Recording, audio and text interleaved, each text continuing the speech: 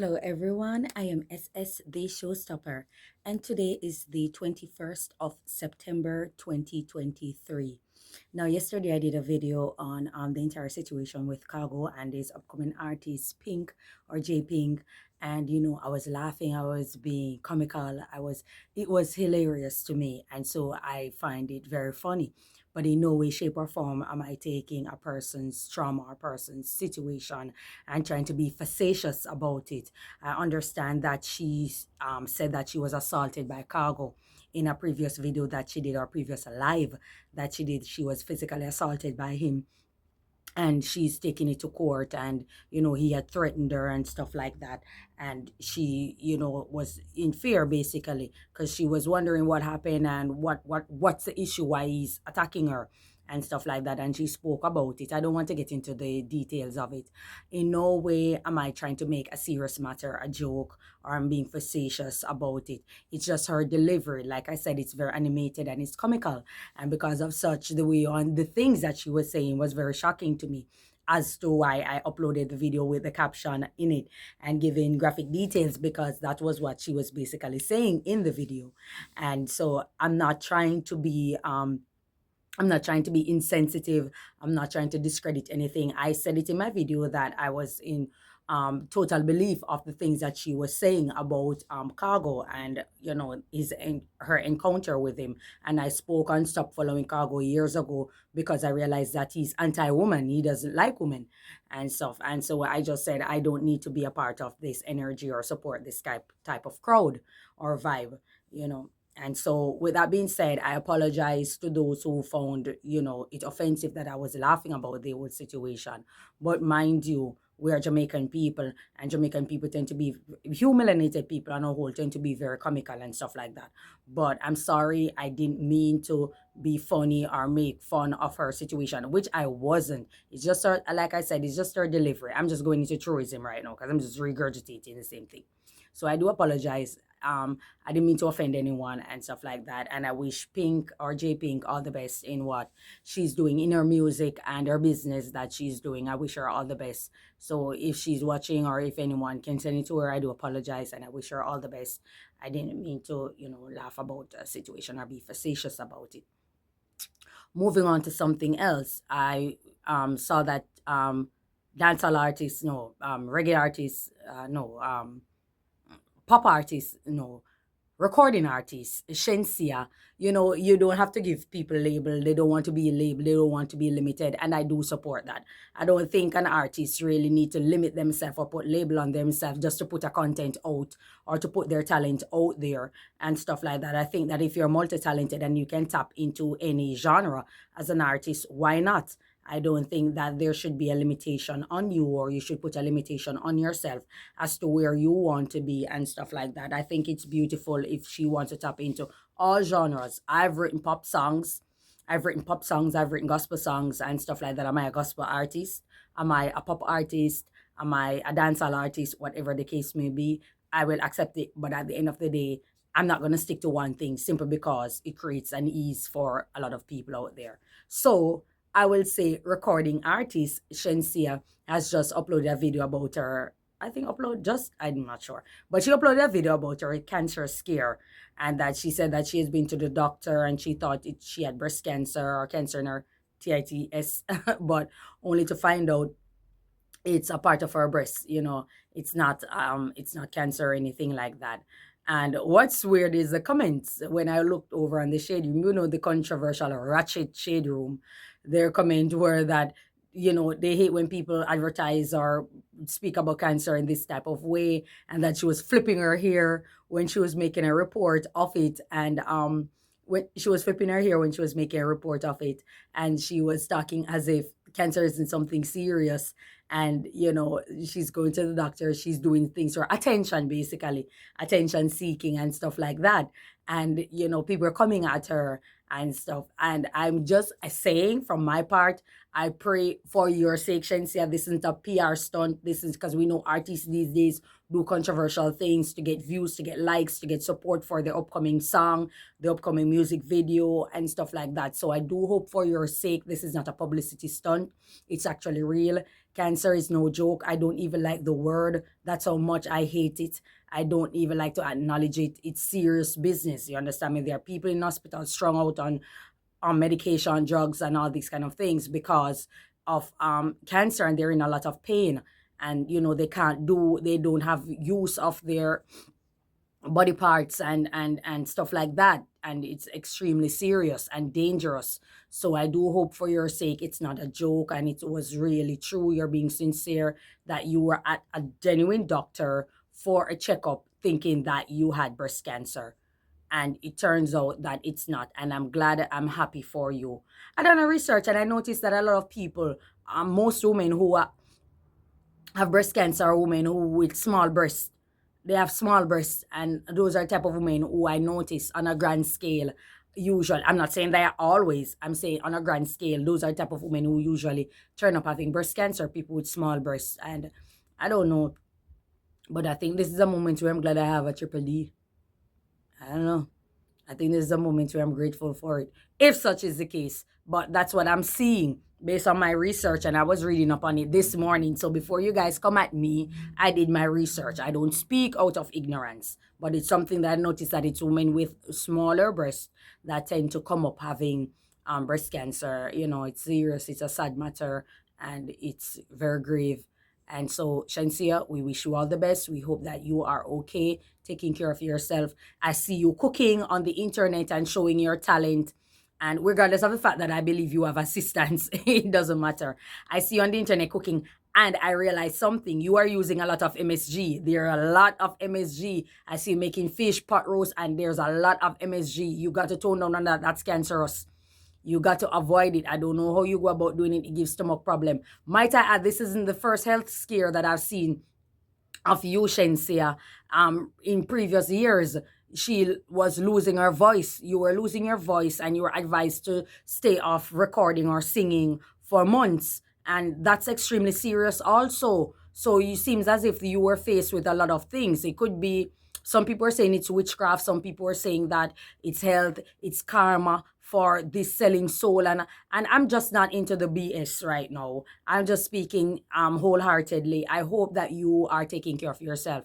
You got to tone down on a lot of these chemicals that you are putting in your body. I see you do lip injection, lip filler, whatever the case may be. I know women want to enhance their beauty. I'm not faulting any woman out there who want to enhance her beauty, who want to add anything to their body which they believe will make them more appealing or more beautiful or more attractive. However, be careful out there. I know, I don't think there's any immediate family member for you out there where you are. So you have to be extremely careful. You're in a foreign country and stuff like that. You have to be extremely careful, Shenseea. So I do wish you all the best, and I hope that it was in fact a scare and it's not real, and you're taking care of yourself. On to another topic. I see rapper Lil Boosie Badass. He has come out and he's saying that he wants to be a voice, or people should use him for the issue against gun violence. The march, or the support against the protest against gun violence, and he wants to be a voice of reason in that regard and stuff like that, because Quavo was accepting some honorary award in another state for Takeoff, who passed away due to gun violence, who was a member of the group Migos, right? And I think he's a cousin of Quavo. So Boosie commented that he wants to be a part of it, and he wants to be against gun violence and a voice of reason and stuff like that. Persons are showing their disdain. They come out for him, and they were saying, Boosie, was only recently that you said that you were going to put your baby mama head in a body bag and stuff like that. So how can you be against gun violence and you are threatening your own child's mother? Not only that, he was recently held for gun at, I think, at a courthouse or court hearing or something like that. You have to be some kind of stupid to be at a courthouse thinking that it's okay to show up there with a firearm, with an illegal one at that, or something that you're not permitted to have, basically. So it will be an illegal gun. And, people are coming for his head. and saying that Boosie, you are the last person on the face of the earth that anybody want to be the voice of reason in the black community, worse against something this serious, which is gun violence and and stuff like that. So they are coming at him, they're coming at Boosie. But here's my take. This reminds me of the Nancy Kerrigan and Tanya Harding story. For those who don't know, these were two figure skaters back, I think, in the late 80s, early 90s, where they were just seen as rivals at the time. And I think it was Tanya Harding who had assaulted Nancy with, I think, cutting her foot or something like that, skating, so it would prevent her from skating and stuff. When Tanya Harding was reprimanded by a judge and stuff like that, and she had another court hearing after court hearing, and it just put a damper in her career, and it sunk her as a figure skater. These are figure skating people, ice skating people, and stuff like that. And she said that she wanted to be a voice.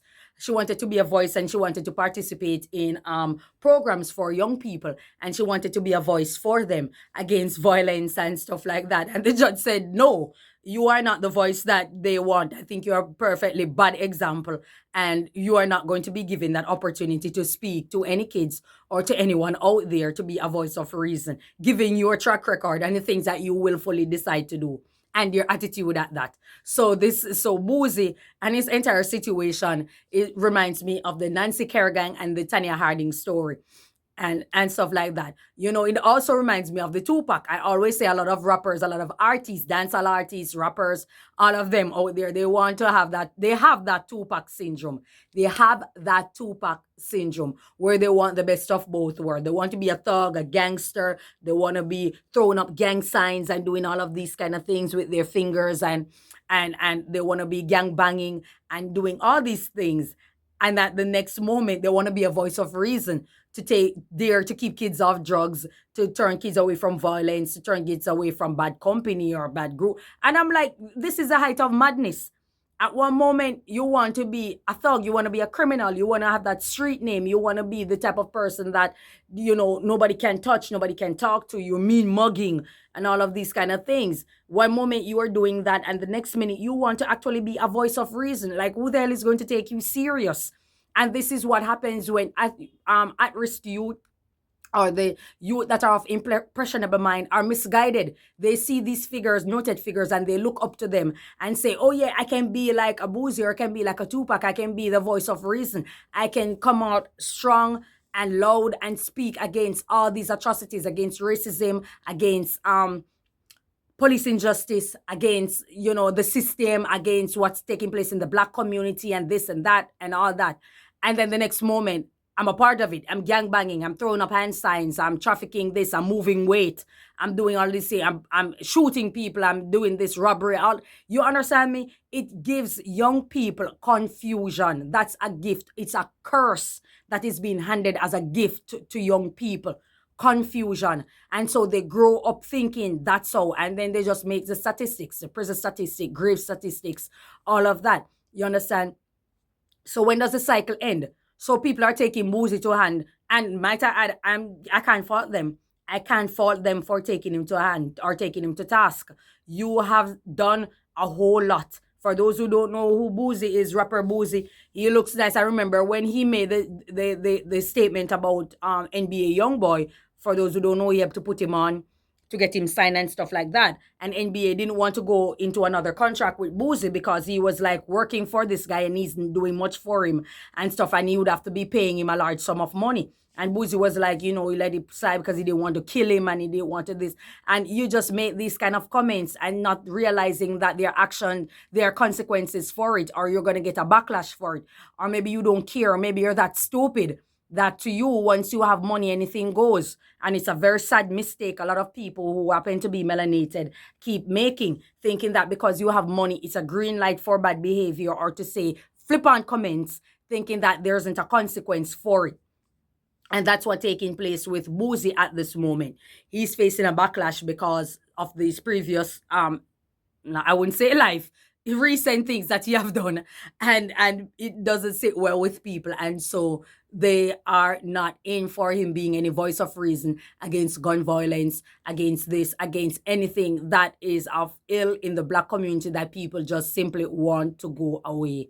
You understand? People are just not having it. Um, and that's all I have to say on that subject matter. I think Boosie needs some soul searching, and I think black people on a whole are the people that are being put on the. I'm telling you, the media is will be the death. I tell you, when the media is in control, they decide who to put out there. They decide who to be have a loud voice. They decide all of this is a part of social programming. I kid you not.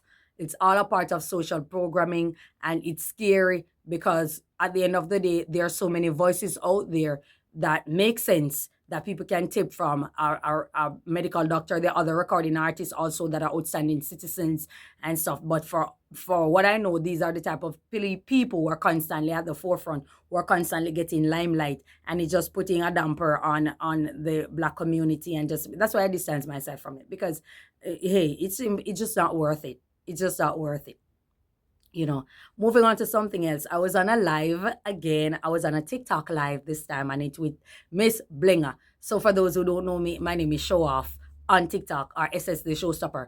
I realized something, that throughout my different social media pages have different names, so it's very hard for people to track me.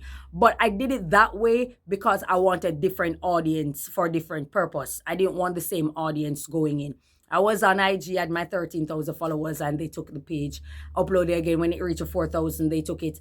I just decided, like, listen, I'm done with IG. I don't need Instagram. It doesn't do anything for me. It doesn't help me in any way. When I was pushing my music, it didn't help me. And so it's just not a platform for me. I have no interest in it. There's absolutely nothing taking place on Instagram that interests me or I should want to know. It doesn't cater for my advancement, productivity, or nation building in my country. And because of such, I just don't see the necessity for to want to be a part of that platform. And anything that is associated with Mark Zuckerberg, I noticed that there's always something very skeevy about it. It's like your thing is never organic. It's like willfully people never get the chance, I should say, to look at your product or to look at your account or to see it's not natural. It's like they literally hide your account, and then you should pay them for people to see. Like, why the hell should I have 10,000, 13,000 followers, and then I'm paying for 3,000 people to see me? It therefore means that you're hiding people's account. People are working to gain their followers, to gain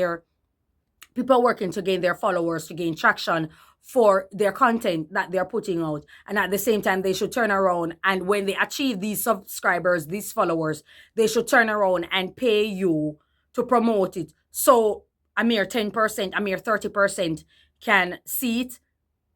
That's a damn ripoff. And I realized it's the same thing on Facebook. I actually said that I was going to go live on Facebook because I was feeling a little bit down in my spirit last night. And I said that I'm going to go live on Facebook tomorrow, which is today.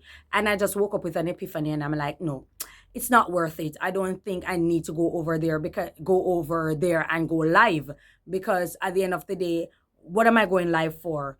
I was going to speak on situations that, you want in your life, and things that you really desire and you want to happen, and a turnaround in your life. And sometimes it seems as if you're getting a constant pushback rather than the support. It's like life fighting you, because you're constantly getting a pushback when you are really interested in going forward, in staying positive and pursuing your goals and your aspirations, you're going after that. And it seems as if life is constantly pushing back. And, I was going to say that, the problem is that you're doing something that you're not supposed to do. But I was going to go into the details of it. And I just said, you know what, let me leave it alone. I need to focus on myself more. I need personal growth. I need to focus on my energy that I'm harboring around me, and whatever it is that's keeping me from where I would need to go. So I have to focus on myself first before I can help others. But I guess speaking on my story sometimes, and speaking on where I'm coming from and what I'm doing, I think at the end of the day, it helped a lot of persons. To make better decisions, and to make them feel like they're not alone. They can pursue it. And if I'm going through this and theirs isn't that rough, or theirs isn't as grave as mine, they can overcome their situation. Especially to younger folks out there who don't know that the pressures of life can be everlasting, and it's a strong giant sometimes that you can't trample, you can't take down and stuff. So I was gonna say a lot of things about it, but then maybe in my next video I'll probably do it. But for now, that I just digress, and I just stick to this that I decide to upload and speak on. So that's all I have to say about this. Thank you so much. Enjoy your day. May God bless you. And I will see you again on the Devil Advocate channel. Love you. God bless you. Bye bye.